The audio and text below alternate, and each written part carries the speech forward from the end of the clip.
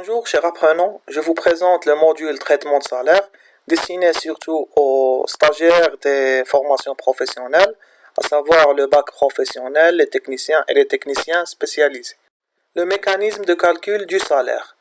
Le salaire se compose essentiellement de 5 éléments qui sont le salaire de base, les majorations, le salaire brut global, les retenues et le salaire net à payer. Le salaire de base. Le salaire de base correspond aux heures normales de travail. Sa formule est comme suit. Salaire de base égale nombre d'heures normales travaillées fois taux horaire normal. Taux horaire normal, c'est-à-dire le montant perçu pour chaque heure de travail. Normal, bien sûr. Exemple, M. Rachid a travaillé 191 heures durant le mois de janvier à 30 dirhams l'heure.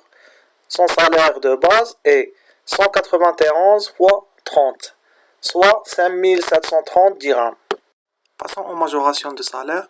La première majoration à calculer, c'est les heures supplémentaires. Bien sûr, si elles existent chez le salarié. Les heures supplémentaires sont les heures travaillées au-delà des heures normales et leur taux horaire est supérieur par rapport au taux horaire normal. Donc, الساعات الإضافية هما الساعات المنجزة خارج ساعات العمل أو بالإضافة إلى ساعات العمل، والمبلغ ديال كل ساعة إضافية كيكون أكبر من المبلغ العادي أو ديال عدد ساعات العمل العادية. Donc, si les heures supplémentaires sont effectuées dans un jour ouvrable pendant la journée, jour ouvrable c'est-à-dire يوم عمل، يعني إذا درت ساعات إضافية في يوم عمل خلال النهار pendant la journée يعني في النهار، vous profitez ou bien vous bénéficiez d'une majoration de 25%، c'est-à-dire كتخلص المبلغ العادي ديالك زائد الربع ديالو. مثلا إلا كتخدم 40 درهم على l'heure، إلا كتخدم 40 درهم الساعة ودرت ساعة إضافية غادي تخلص فيها 50 درهم، يعني 40 درهم زائد الربع ديال ديك 40 درهم. Donc si l'heure supplémentaire est effectuée la nuit, donc la majoration se double, il devient 50%, c'est-à-dire كتشد le taux horaire normal زائد النص ديالو. مثلا 40 درهم إلا كتخلص 40 درهم في le taux horaire normal، في الساعة الإضافية غتولي تخلص 40 plus 40 fois 50%، يعني 40 زائد النص ديال 40 اللي هي 60. Donc pendant les jours non ouvrables ou bien les jours de repos ou les jours fériés, donc le repos soit le repos hebdomadaire soit le congé annuel. D'accord. Donc إلا كان واحد اليوم ماشي يوم عمل مثلا العطلة أو عيد أو donc pendant la journée vous bénéficiez de 50% de majoration. Pendant la nuit donc vous profitez du double. مثلا كتخلص 40 درهم غادي تولي 80 درهم، يعني 40 زائد 100% ديال 40. D'accord. Donc la formule est comme suit. Taux horaire des heures supplémentaires égale taux horaire normal plus le taux horaire normal fois le taux de majoration اللي هو le barème ديالو حدانا. Donc soit taux horaire des heures supplémentaires égale le taux horaire normal fois 1 plus le taux de majoration. Donc on a juste factorisé. Exemple, M. Rachid a effectué durant le mois de janvier 5 heures supplémentaires de 13h à 18h dans un jour férié.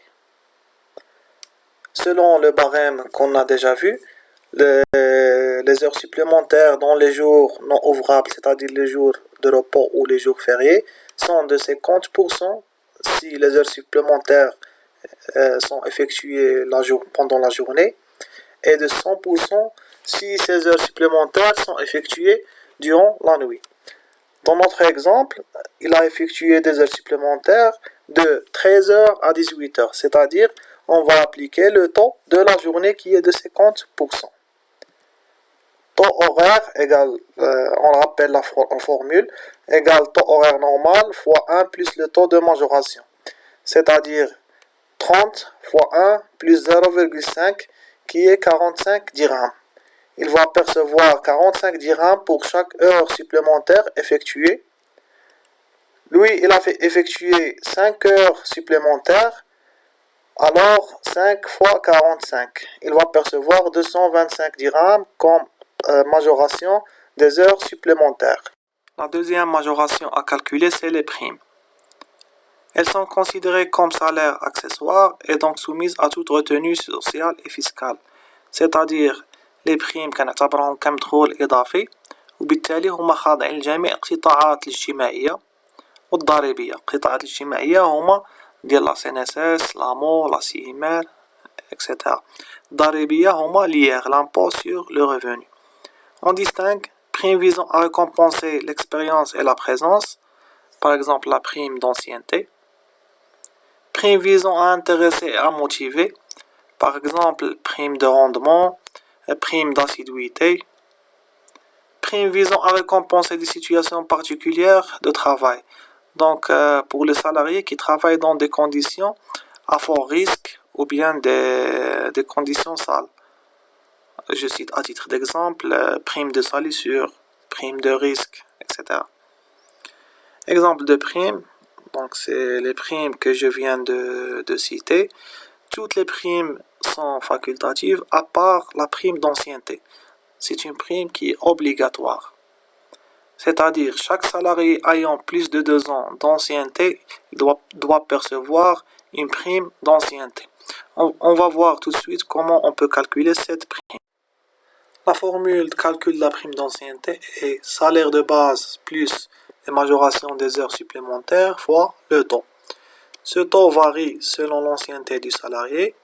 Donc un salarié qui a plus de 2 ans d'expérience bénéficie d'un taux de 5%, plus de 5 ans d'expérience 10%, plus de 12 ans d'expérience 15%, plus de 20 ans d'expérience 20%, plus de 25 ans d'expérience ou bien d'ancienneté 25%.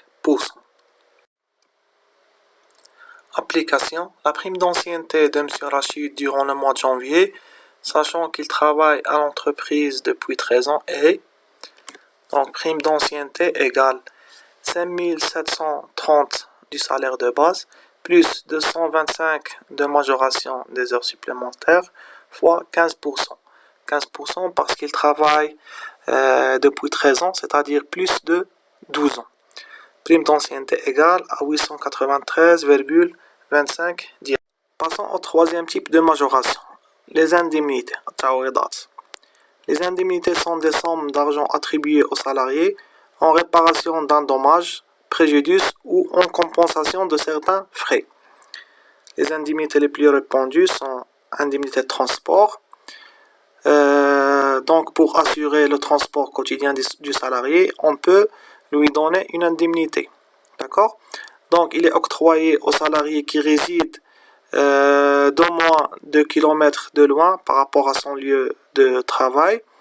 Il est plafonné à 500 dirhams si le domicile se trouve au même périmètre urbain du lieu de travail et à 750 dirhams si le domicile se trouve en dehors du périmètre urbain. Indemnité de déplacement, donc c'est une indemnité octroyée aux salariés pour accomplir des missions particulières. Indemnité de licenciement, c'est une indemnité accordée aux salariés lorsqu'il y a un licenciement. Les avantages, الامتيازات. Les avantages en argent, الامتيازات نقدية. Ce sont des allègements des dépenses personnelles pour le salarié pris en charge en totalité ou en partie par l'employeur. Exemple, frais de scolarité, frais de voyage, etc. Donc, l'entreprise كتخلص un bien ou un service de son salarié. هذا كيتسمى امتياز نقدي. C'est-à-dire le bien ou le service ne fait pas partie de l'entreprise. Il n'appartient pas à l'entreprise. Par exemple, تشري له أدوات مدرسية أو تخلص عليه un voyage, ainsi de suite. Les avantages en nature. Les avantages en nature sont des biens ou des prestations accordées aux salariés. Exemple, voiture de fonction, prestations d'électricité, etc. Donc, on a la voiture de fonction, on parle d'une voiture qui appartient au patrimoine de l'entreprise. Prestation d'électricité, donc on peut l'appeler un avantage en nature si ça fait partie de l'activité de l'entreprise. Sinon, c'est un avantage en argent. Donc, إلا ما كانش ديك الخدمة ديال الكهرباء داخلة في النشاط ديال l'entreprise كتسمى avantage en argent، يعني غادي تخلصها عليه. أما إلا كان داكشي داخل في النشاط أو لا في لي بيان دو l'entreprise كيتسمى avantage en nature. Détermination du salaire brut global. Le salaire brut global égale salaire de base plus heures supplémentaires plus indemnité plus prime plus avantages en nature et en argent. Donc, autrement dit, le salaire de base plus les majorations. Parce que les heures supplémentaires, les indemnités, les primes, les avantages en nature et en argent, ça fait partie des majorations. Ou bien, ça constitue les majorations. Parce que on a les éléments كاملين ديال les majorations. Application. Monsieur Rachid a 3 enfants à charge, travaille dans une entreprise depuis 13 ans. Les éléments de son salaire sont 191 heures normales à 30 dirhams l'heure, 5 heures supplémentaires majorées à 50%, frais de déplacement justifiés 400 dirhams. Il occupe un logement appartenant à l'entreprise 1300 dirhams. C'est un avantage en nature parce que le logement appartient à l'entreprise. Il paye 1200 dirhams pour le remboursement d'intérêt d'un logement non économique. Donc, M. Rachid fait un crédit de logement. Pour le mois de janvier, il a payé 1200 dirhams pour le remboursement d'intérêt. Donc, il y a le crédit ديال الدار كيخلصو mensuellement. في الشهر اللي غادي نحسبو له الصالير ديالو خلص 1200 درهم ديال الفوائد ديال الكريدي. C'est un logement non économique. Donc, comment distinguer le logement si le logement économique? On recopie les éléments de son salaire pour remplir son bulletin de paie. Commençons par le salaire de base. C'est 191 heures travaillées à 30 dirhams l'heure, soit 5730. Heures supplémentaires majorées à 50%. Il a effectué 5 heures à 30 fois 1,5. C'est-à-dire 5 heures à 45 dirhams. C'est 225 dirhams. Prime d'ancienneté, c'est le salaire de base plus les heures supplémentaires fois le taux qui est de 15%, soit 893,25. Les frais de déplacement justifiés, c'est-à-dire ils ont une pièce justificative. Donc c'est 400 dirhams. Avantage en nature, c'est 1300 dirhams. Le salaire brut global, c'est l'ensemble de ces éléments, ou bien c'est la somme de ces éléments. Salaire de base plus toutes les majorations. Ça nous donne 8548,25 dirhams. D'abord, nous avons la détermination du salaire brut imposable. Donc, le salaire brut imposable, comme son nom l'indique, c'est le montant sur lequel on calcule les cotisations. C'est-à-dire que c'est la base de calcul des cotisations. Sa formule, c'est salaire brut global moins les exonérations. الأجر الإجمالي ناقص العناصر المعفية أو المبالغ المعفية من الضريبة. شنو هما المبالغ المعفية من الضريبة؟ هما les indemnités justifiées, تعويضات المبررة. C'est-à-dire, par exemple, un salarié مشى في une mission, il a payé par ses propres moyens, par exemple les frais de transport, 200 dirhams par exemple de frais de transport. Donc, vous allez indemniser ce salarié, غادي ترجع له ديك 200 درهم خاصها ترجع له كاملة معفية من الاقتطاعات. داكور؟ دونك هداك الشيء كنقصوها عاد نحسبو لو بروت امبوزابل. Donc, on a une définition des exonérations. Ce sont des éléments non imposables, c'est-à-dire exclus lors des calculs des cotisations. Il s'agit des indemnités justifiées. Donc, on a le calcul du brut imposable de notre salarié. Le brut global, c'est 8548,25. Le brut imposable, c'est 8548,25 moins 400. Donc, les 400, il y a les frais de déplacement justifiés, égale 5148. On a le montant, خليته في la colonne ديال calcul, ما حطيتوش في montant. D'accord? Parce que ce n'est pas un élément de salaire, c'est un élément hors salaire. D'accord? يعني هذا le brut imposable علاش حسبناه غير باش نحسبوا les cotisations بعد منه. Rappelons le mécanisme de salaire qui est le salaire de base plus majoration égale salaire brut global moins retenu égale salaire net à payer. On a traité les trois premiers éléments. Maintenant, on va commencer les retenues. Les premières retenues qu'on doit calculer, c'est les cotisations sociales. On commence par la CNSS, cotisation à la CNSS, Caisse nationale de sécurité sociale. Cette cotisation est prélevée par l'entreprise et versée à la CNSS. Elle est de 4,48%, calculée sur la base du salaire brut imposable mensuel dans la limite de 6 000 dirhams. C'est-à-dire, si le brut imposable est inférieur à 6 000 dirhams, la cotisation à la CNSS égale au salaire brut imposable fois 4,48%. Si le salaire brut imposable est supérieur à 6 000 dirhams, la cotisation égale à 6 000 fois 4,48%, soit 268 dirhams,8. Donc, le plafond du salaire brut imposable, c'est 6 000 dirhams. C'est-à-dire, il est كان عندنا le brut imposable قل من 6 000 كناخدو داك le montant نضربوه في 4,48%. أما إلا كان le salaire brut imposable أكبر من 6 000 dirhams كناخدو غير 6 000 qui est le plafond.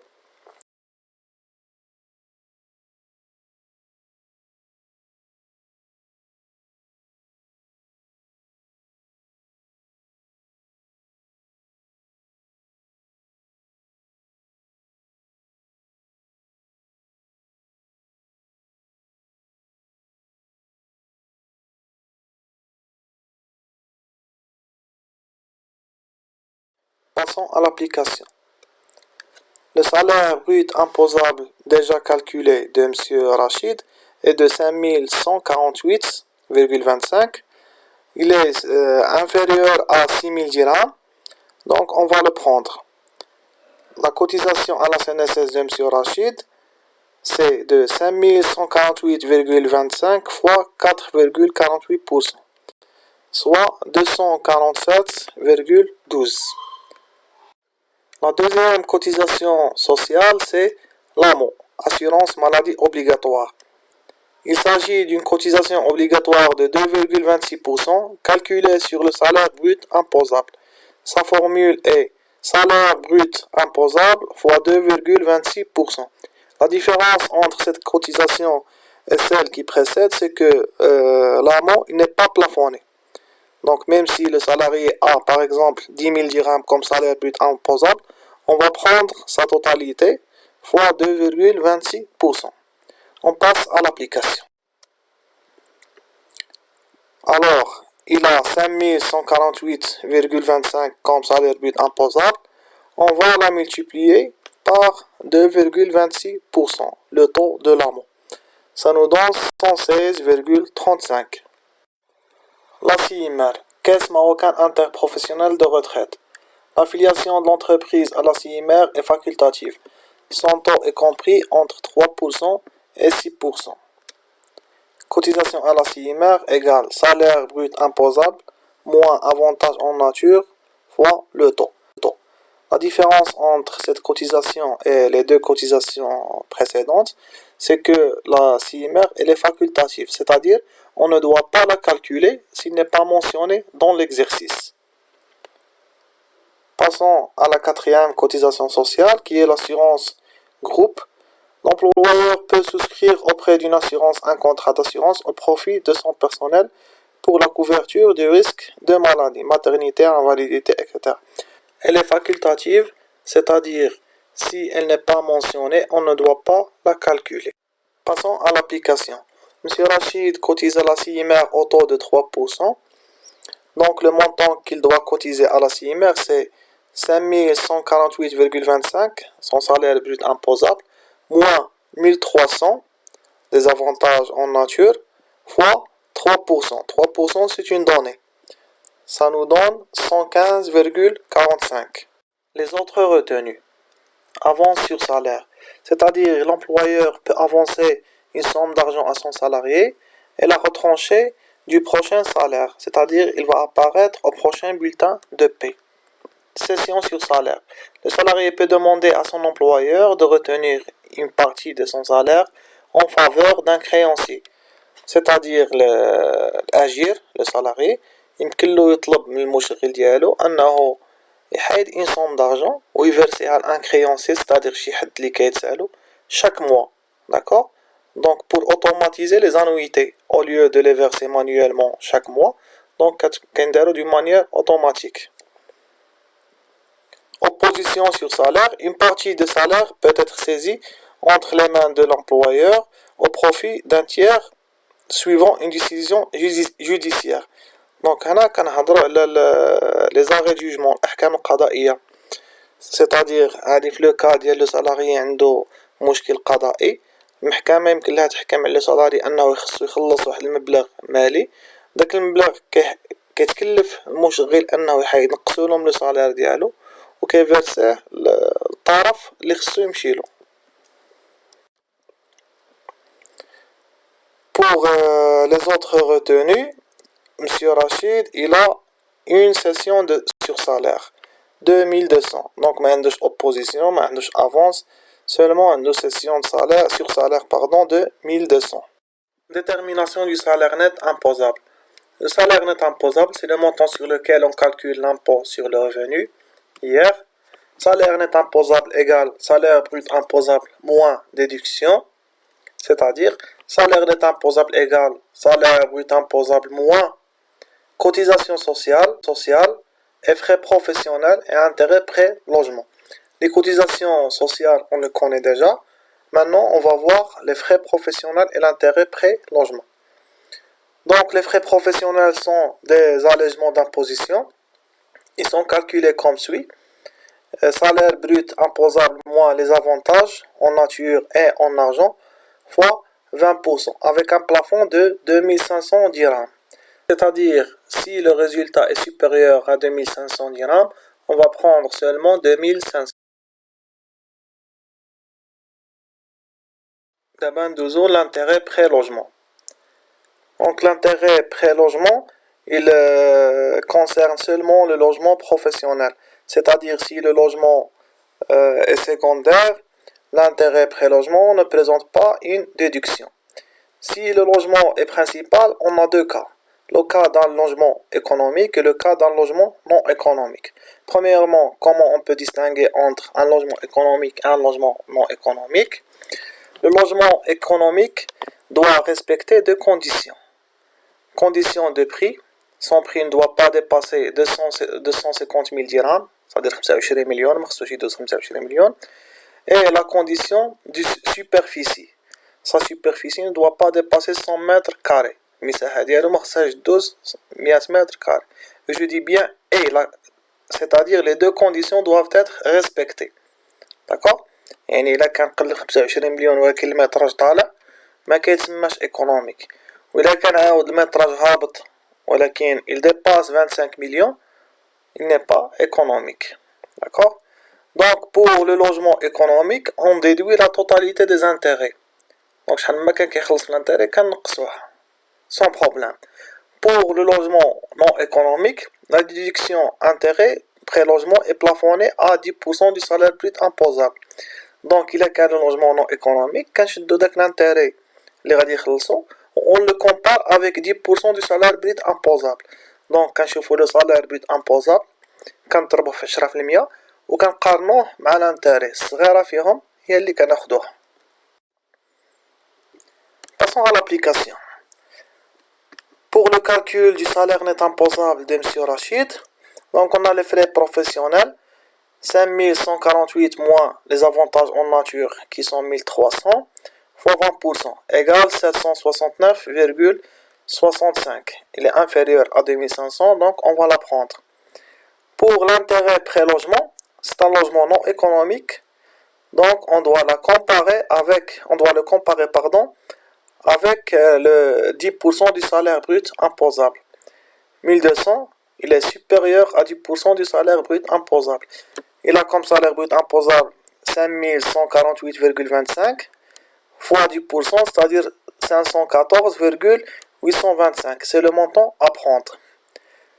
Alors, le salaire net imposable égale 5148,25 moins 247,12 de la CNSS plus 116,35 de l'AMO plus 115,45 de la CIMR, plus 514,825 de l'intérêt pré-logement, égale à 4154,5.